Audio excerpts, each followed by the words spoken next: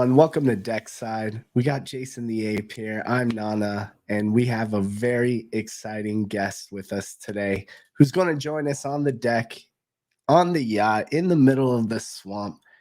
We have Jason, aka NFThoarder, the founder of Board IP. Welcome. Thank you. Thank you. Such an honor to be on the show.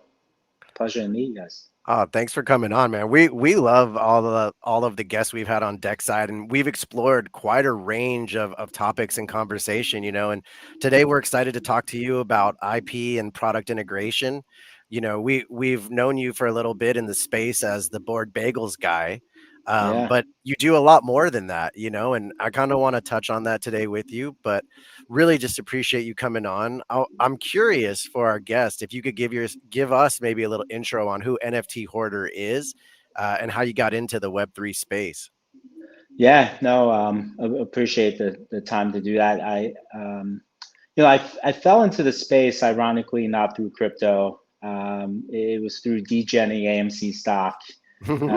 Which I actually still hold some and functionally went to zero. Good times. Yeah. Bought into, I think at the time it was Wall Street Bulls. They released the NFT and just kind of fell down the rabbit hole at first, kind of flipping NFTs, so flipped a bunch of doodles. Got into a mutant, and I flipped that and a couple other things. And, I eventually started to talk to some people, inclusive of NFT Philly, and that's kind of where I'm from. And, I'm a partner in a hospitality group. Okay. So started hosting and co-sponsoring some of the NFT Philly events and meeting the people, and I think that's where in real life kind of discovered a little bit more the community and just the value of not just flipping and kind of being part of community, and obviously kind of bounced around. My alias NFThoarder, I unfortunately now have a bunch of NFTs that have gone to zero, but the few communities that I've were lucky enough to kind of rock with, I'm still here and they're still here, and fortunate to build some IP around BAYC IP, and that started by meeting Digging for Doge at one of the NFT Philly events, and nice.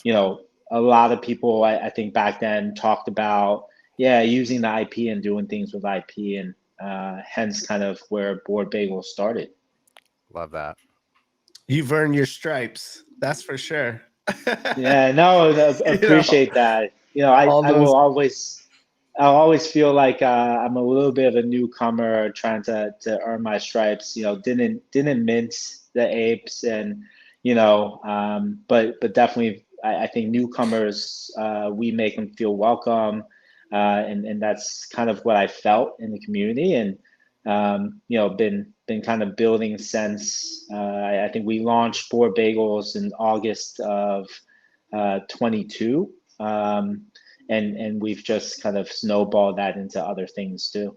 Yeah, those Board Bagels were delicious, man. I gotta say, I was honored to get a few shipped to me, and I even got Jason the Ape cream cheese. I believe it was like a roasted garlic flavor once upon a time, No way. Yeah, dude, and that's the kind of stuff that gets me excited, because you said, Jason, you weren't like a minter, but a lot of us needed business professionals like yourself who have knowledge of this industry, who can come in and go, okay, I see what the value of the IP.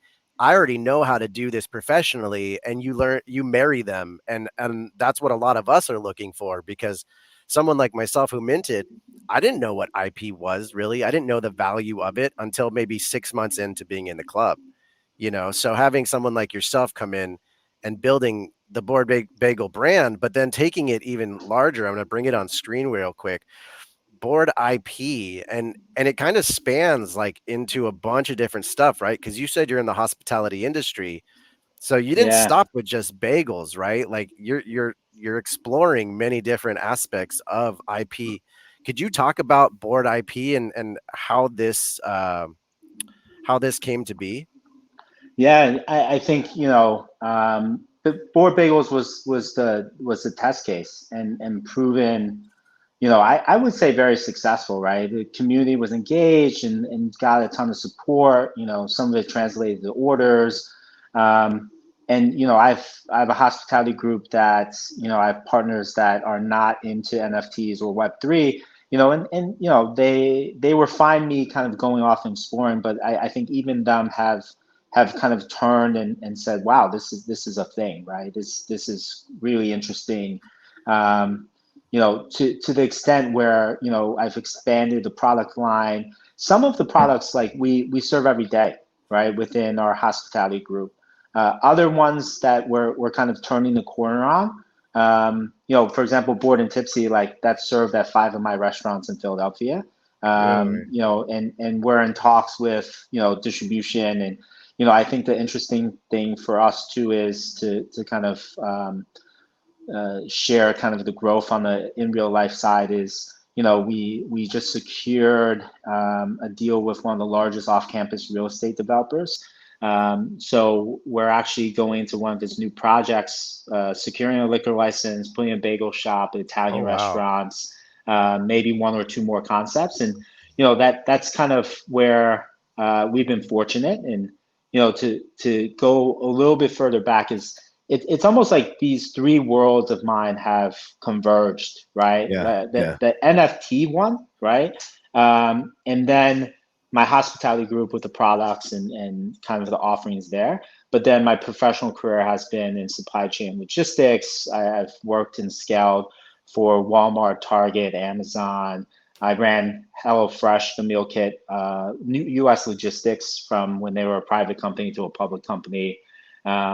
So, these 3 kind of worlds have really kind of come together. And, for me through COVID, it was a really trying time for our hospitality group. Now kind of surviving it, having pivoted from nightlife into bagel shops and other things, it's how can we commercialize that? How can I use my skills and develop this other vertical in which will offer us some stability outside of the fact that, COVID happened and we had to shut down, whether permanently or temporarily, a bunch of our venues, right? And, the long-term vision is, hey, can I also expand that into other great products, even mom and pop shops locally, which, I think everyone can kind of think about the neighborhoods they grew up in and things of that nature. Some great product out there, right? But those mom and pop shops probably never commercialized and had the ability to scale, nor could they or know anything about NFTs or distribution or anything like that. So how can we take this product, mirror or marry kind of the 2 sides of it, using what we've done with our products as a proof case, to unlock this capability for other people, and kind of decentralize kind of the restaurants in the fact that, like, primarily they do business in a 2 to 3 mile radius, and through kind of some of these events, tough industry to begin with, but events like COVID really hit that industry really hard. Yeah. I love what you're saying about Bored Bagels being kind of like a proof of concept, and through those learnings, you're able to identify what are the inner workings that make this really successful, what are some of the solutions we have for the main challenges, and then scale it out to different products, different IP, etc. What are some of those elements in that you've learned through Bored Bagels? As if you kind of put yourself back to just getting started with the concept, could you give anyone any advice in terms of being able to tie their IP with a product, and what are some of the challenges that they might have to expect to overcome? Yeah, and I think there definitely are a lot of different challenges, and if you obviously have a product in real life, that's probably the easiest. Or maybe there's another way to look at it is, maybe you have a friend, right? Maybe you know someone that has a business, and you know, maybe it's not a huge scale, but it's a starting point, right? So I would say number one is, you know, find something that resonates with you, right? The last thing you want to do is find a product that you don't consume yourself and you don't know anything about, or it just doesn't resonate or hit home, because how long are you going to want to kind of promote and market that, and people will see through that, right? So I think you see that sometimes today, where people are like, oh, you know, cannabis or water, or, you know, they're kind of chasing products that are out there. And I would say, look, don't have analysis paralysis is what I would say. It's like, you know, mitigate your risk with a small test, right? But like, what you produce doesn't have to be super commercialized. And we could, right? Like, we could go super commercialized, and you know, to some degree we're not, because we're going to lose some of the flexibility and the nimbleness that we have today, right? So I think you have to develop a, you know, brand and product strategy, but start with the next step, right?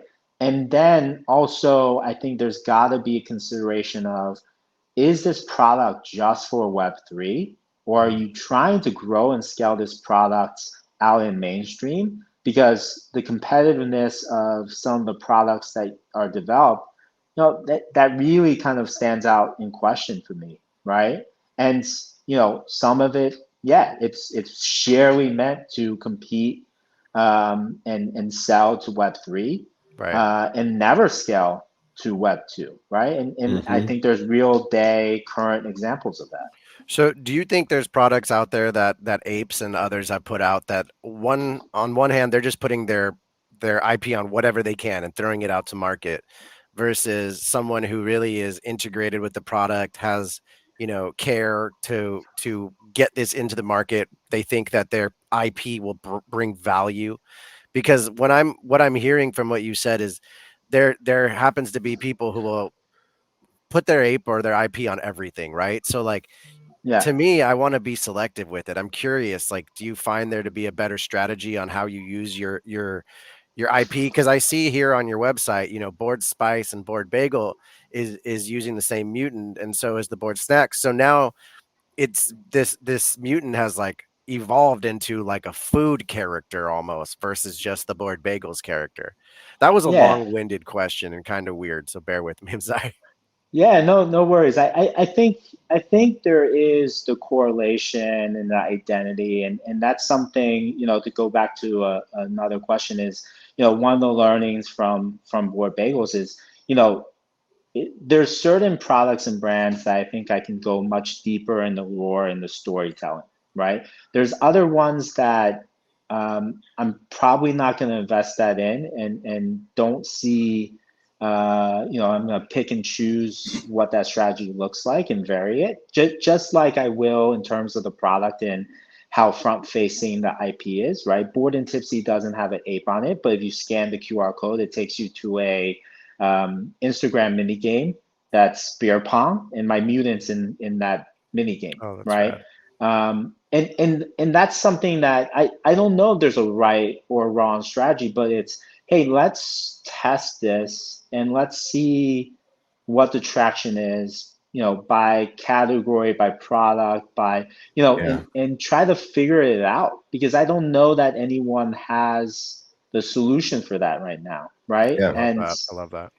And you know, for me, is it's about discoverability, right? And as I create a portfolio and basket of different products, you know, I'm fortunate enough to have the distribution, right? So it's less to do about the mutant, and I unfortunately don't have OG Ape, and I own a dog and some other assets, but I only own the one mutant. The Board Bagels had a OG ape on it, and you know, he got hacked and that was stolen. So Oh I'm no. working. I know it's crazy, right? And that's interesting in itself, That right? is, yeah. Less. I mean, you know, kind of sucks from the brand identity there, but at the same time, like much worse for the holder of that ape, right? Yeah. And you know, so. But an interesting kind of conundrum that, Yeah, you know, someone can be in. yeah, You don't think about that when developing a brand or a business that, yeah, oh my God, our IP just got hacked and, you know, yeah, was taken from us. That's not yeah. something I think a lot of entrepreneurs really think about, right? No, no. I mean, it's very much a Web3 NFT kind of problem, right? And that's where like right now I'm a little bit at a standstill, right? Like when Yeah. I started, I had my mutant. I could have easily thrown my mutant against the board bagels and said, hey, here's the mascot, right? Here's the IP correlation to my mutants, but you know, it all started with the thesis of how do I empower other people, and that's what I Yeah. went and did, right? And even to non-apes, right? Like, you know, there's other collections that have cream cheese associated to it, but you That's know, cool. I think I also don't have an NFT, right? So right now, like who I've awarded um, IP to has been through engagement, through mini games, through these different kind of interactions. One day, I hope to, but you know, the NFT will come as a utilization of the technology to do things like distribution of IP royalty, right? Yeah. Um, Are you right talking now, about an NFT that you would be issuing when you say you don't have an yeah. NFT? Okay. Yeah, yeah, exactly. So, you know, I think there is utility from leveraging the technology, but I'm also knowingly saying, hey, I'm not going to go build Sassy Labs, right? I'm not going to build what Luca's building to help solve the IP contract and IP royalty distribution problem. I'm going to let these guys create that solution as I leverage it in the future. Yeah, so a lot of people are maybe a little familiar with Sassy Labs and what they're doing. Most people, I'm going to guess, are not super familiar with what Luca is doing when it comes to the IP. But there is going to be an interesting time relatively soon where I think that'll start to be a more known topic, and Yeah. people will start to see that. I think Luca and Sassy Labs may be cooking up something pretty interesting when it comes to IP and payment for, you know, earnings. So I see how you mentioned the NFT, right? And you're building this portfolio. So is there a world in the future where you've created this portfolio and then you in a sense tokenize it to share in revenue or something? Is that kind of what you were meaning?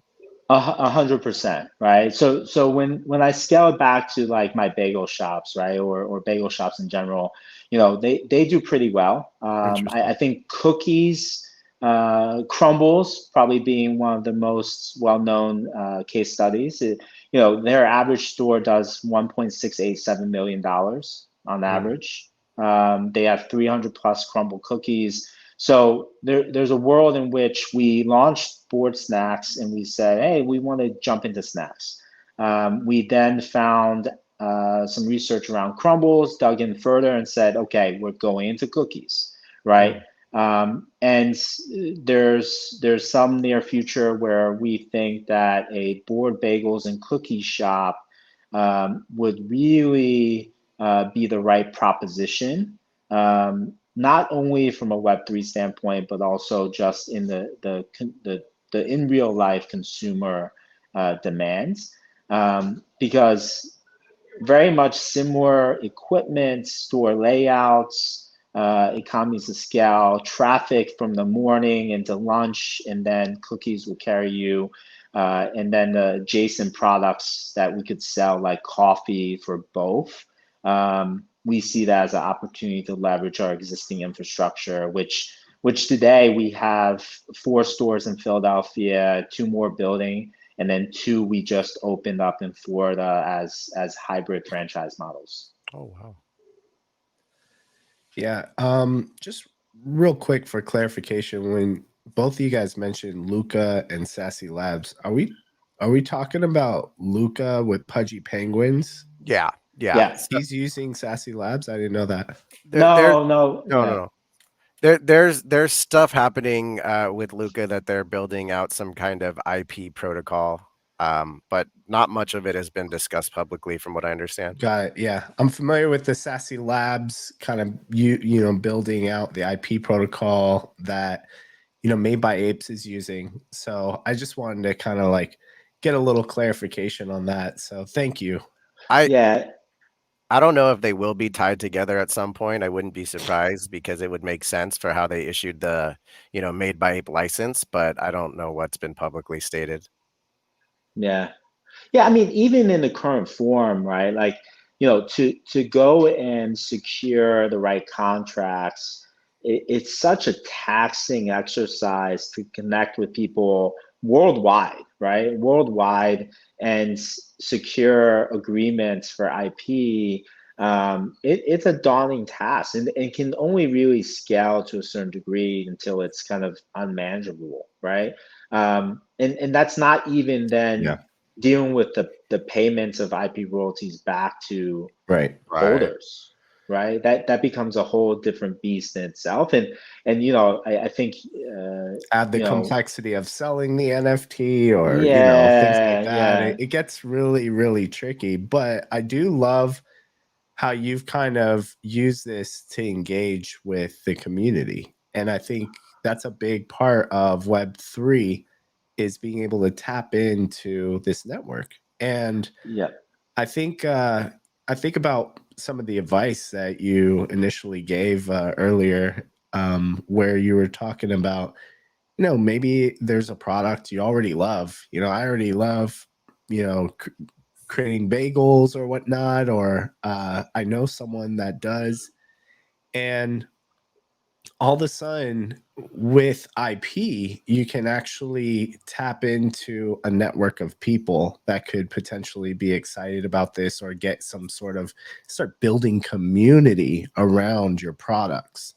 And and I think that's something that's pretty unique when it comes to leveraging IP, is that there's this element of community, and you seem to be talking about finding ways to like get others involved and helping others kind of get involved with a business of some sort. Yeah, and I've actually splintered off to spend some of my time doing that, right? So I have five separate MBAs, but one of them is within Board In, right? Board In is kind of the LinkedIn for the apes, right? So we've got a group chat with probably like 100 MBA holders, which to me MBA was a great big small step that you could took, but there's a lot of infrastructure that's still missing, a lot of tools, a lot of assistance, and you see a lot of people that are leading and leaning forward because they do, similar to me, they do have product and existing businesses, right? But I think as I see it grow, there's more and more people that jump in that don't have this, and how do we make them successful? Because we're brand adjacent to all these people, right? So how do we win together as opposed to building separately? And that's one of the core things that I found around the Web3 community is like, there might have been only one time, and I don't even remember what time that was, that I've ever reached out to anyone and they were like, nope, don't have the time, right? As opposed to like countless of other examples, even for Fuck It Saturday, right? 3 days before the events, I stumbled upon someone that owned a restaurant in Miami, and reached out to him through Instagram chat of all places. And within an hour of jumping on the phone, we were then doing board bagel breakfast sandwiches through Uber for Fuck It Saturday weekend. No way. That's awesome yeah, so to hear. That's really innovative.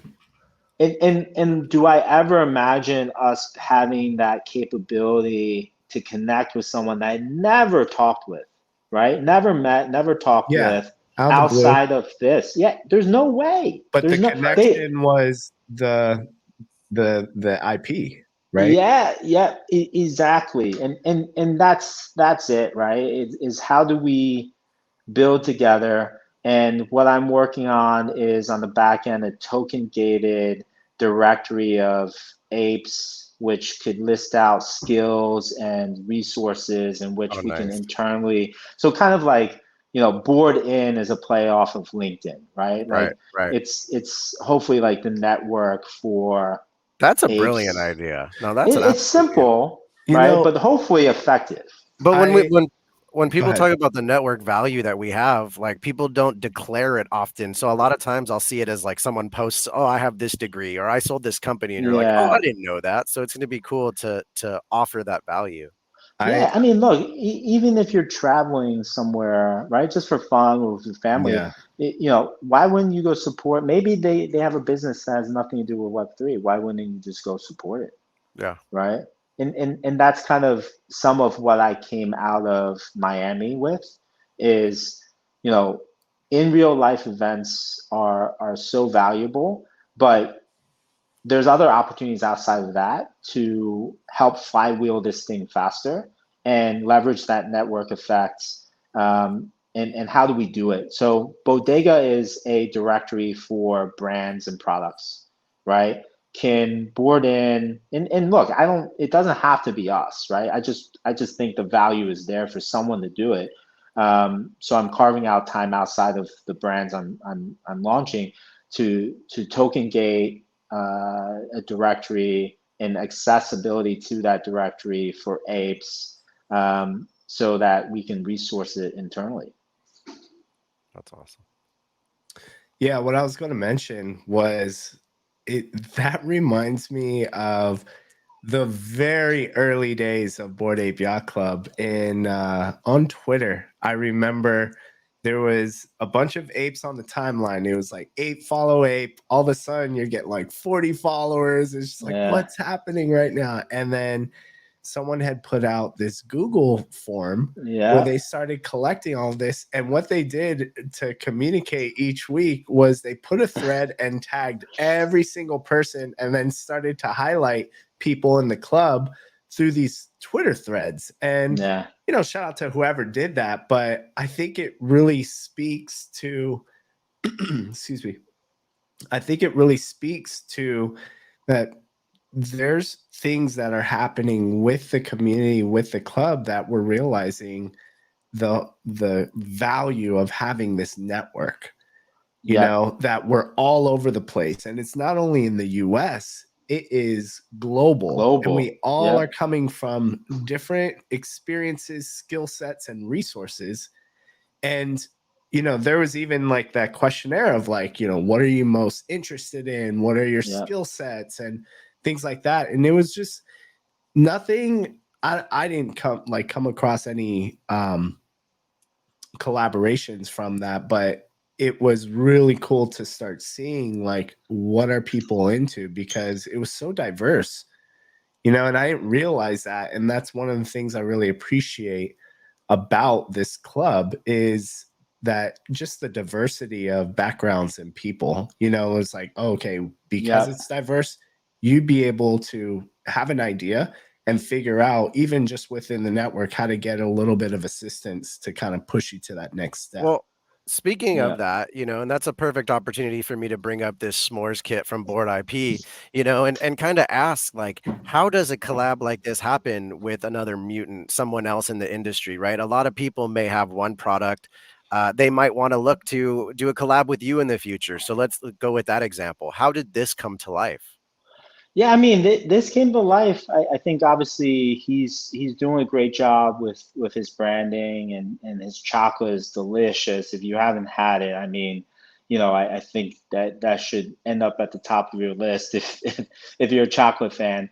Yeah, And I met my friend's him. chocolate's great. Yeah, it's just high quality chocolate.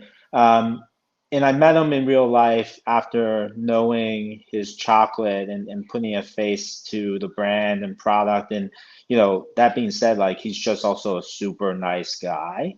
And another kind of builder in the space leaning forward with IP in the board-in group, and had supported some different in real life meetups that we've thrown. And so I'd gotten some chocolate, I brought it home, and it was somewhat colder out, and decided to make s'mores with the kids, right? And did that, and then posted a picture of it and tagged his French chocolate in it, and that this collab was born from that, right? And that was 3 weeks ago or something like that, right? So I think That's cool. I think turning the corner, and that's something I pride myself on, is turning the corner on product and concept to market. Bored and Tipsy was a 2-week exercise for me. So that's where being scrappy and not having analysis paralysis, and maybe you're not doing it yourself and you're doing it with other people, but that's also the concept of my board IP box, right? My board IP box is never, it's not meant to be a box for just my product, and that was born from Fuck It Saturday as well. Is I was able to curate an IP box that was featured in the room, and also at the podcast area, where I kind of went out and got a bunch of IP product put in a gift box. So, board IP gift box, could be a gifting item. It could white label. I can do a subscription box where I can then rotate different products in it, because at some point there's going to be so many, I mean, there already are in some degree, so many different Made by Ape products. Like, you'd have to invest some time to discover it. But why not a board IP subscription box, and I'll feature and curate something that I'll deliver to your house, right?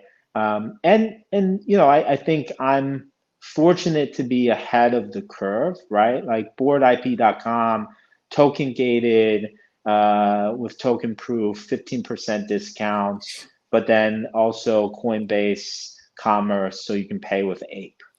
So to kind of circle back to just the question of like, how did this collab come to be? It came to be with as simple as being forward on social media and kind of imagining something that you think was possible, and you guys realizing it. So if anyone out there is looking to do a potential collab with, Board IP, is there a way for people to reach out to you? Just tweet at you, or Yeah. I what's the mean, preferred tweet, method?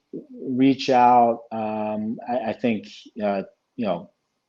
make a mock-up and take a photo. I think definitely reach out. I mean, that's the thing. I'm happy to kind of talk through ideas, so it doesn't even have to be fully baked. And I think it's all about the value proposition of a collab, right? It's both parties are bringing something to the table, and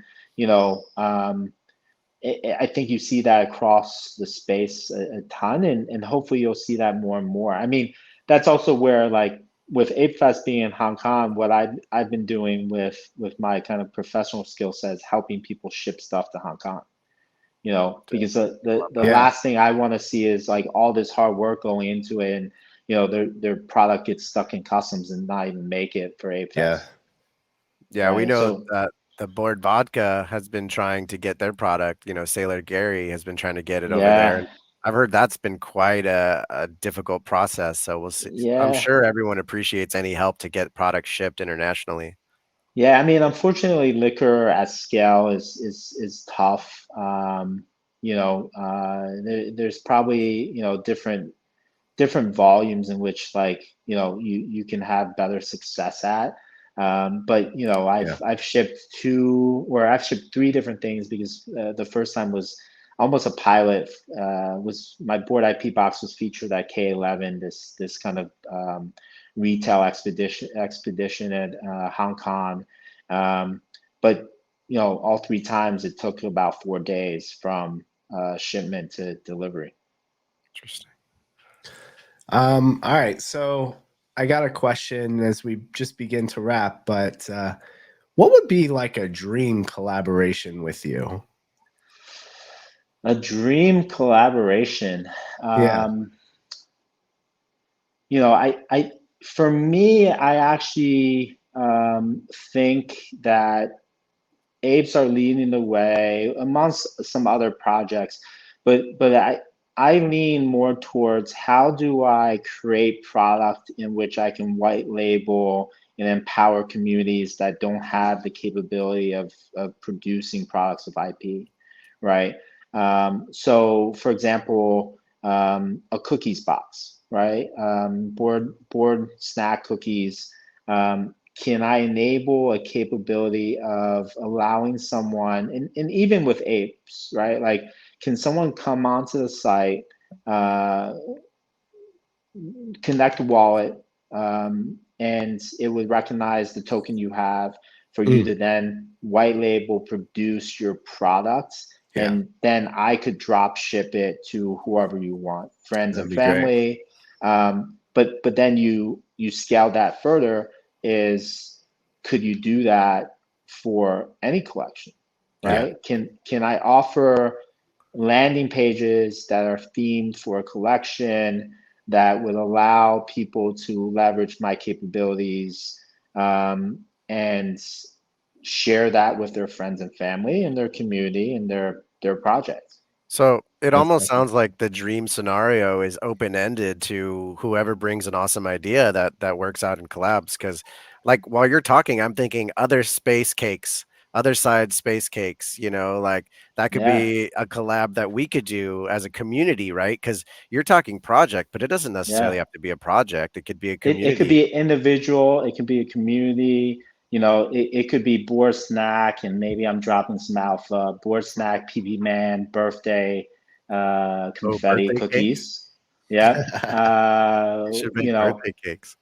yeah, I mean, look, that's the thing, right? I serve rainbow cake at my restaurants, right? Shipping a cake is not the number one thing like top on my list, but we can do it. We can do it, right? That's cool. And I think that's where building the infrastructure, right? As we franchise stores out, can they become mini fulfillment centers?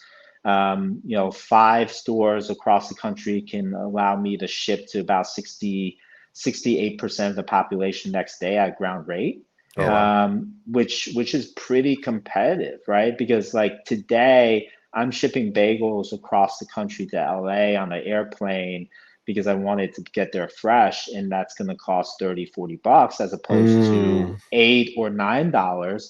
And for non-perishable products, can we set up the infrastructure in which maybe even there's a 4PL that can serve all made by Ape products Yeah. on both coasts? So, and since that's the world I come from, I already have a guy that can plug into Shopify to do that out of New Jersey and LA, right? That's cool. And that's the thing, right? Does everybody have to build the infrastructure themselves? No, Right. they shouldn't, right? Right. Let's network effect, pull the community, and let's scale these brands and products to be real revenue driving things that will inject money into the ecosystem as opposed to just selling within Web3. And don't get me wrong, I think there's some great product that serve a lot of value in doing that. But I think the real proposition would be that, right? I Is agree. how can we do that? How can we facilitate that? I think that's Just almost the mic drop moment, honestly, because like that's what it all matters for us is how do we figure out how to extract value from our NFTs and our IP? And we talk about that often on DeckSide with other people is how do you extract value without having to sell the asset, right? And so partnering and creating relationships sounds like an awesome opportunity to do that. yeah, I Yeah, love the fact that it's this IP is bringing in people like yourselves with, great business entrepreneur logistics background where you're thinking about the infrastructure for distribution of all sorts of products that so many of us could potentially use. And I do think the collective kind of building with each other could really help. The Miami story is a great example of that. yeah, all of a sudden this almost could become a distribution method for whatever your IP is in that area. Yep. And I think, when you think about everyone that's using the IP, it's almost like we all own a part of this franchise.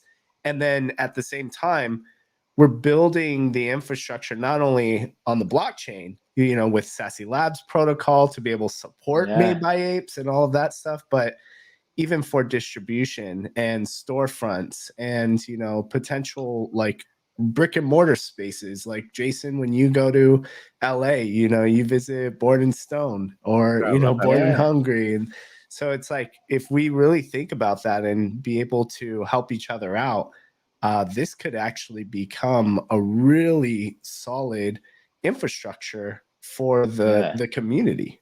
So maybe it's a hot take, because I think a lot of people have fixed in their head what a clubhouse is, right? Yeah. But in some ways, as that meta's been coming through, my brain starts to think, okay, well, that clubhouse also has to be profitable. That clubhouse can't just be a law center, even though cool, right? We don't want it to be a loss center and a burden on the business, right? So, for me, it's like, what could those be, right? Yeah. Could those be a complex in which could offer distribution, but then also the in real life, commerce and meetup and what people want it to be and serve. Yeah. I think it's better if it's, I think there's different theses around this, like not just one in one location. Yeah, yeah. And I was speaking with NFT Traveler about that clubhouse concept this morning, and she brought up a good point. It could be very similar to the Beeple studio in that it's, a space where he works out of. It could become almost the clubhouse where the apes work out of, almost as if their main office, perhaps, as well as like an event space and all these other opportunities for, some economic impact. Because like you said, it can't be a financial drain. No, distribution point for Made by Apes to then ship nationally. A bodega, real life bodega. That would be so sick. That's it, right? Like, so you layer in kind of what I was saying around 5 locations in the States, and then having that competitive advantage, I'll be honest, as long as it could be fully backed in terms of support by Yuga, I don't know that Yuga should do it. I think this is better served if the community came together and did it, right? I mean, I don't know. I'm kind of going back and forth on it, because there's the hot take. Yeah. There's a hot. We'll see. That's a conversation for a whole nother show.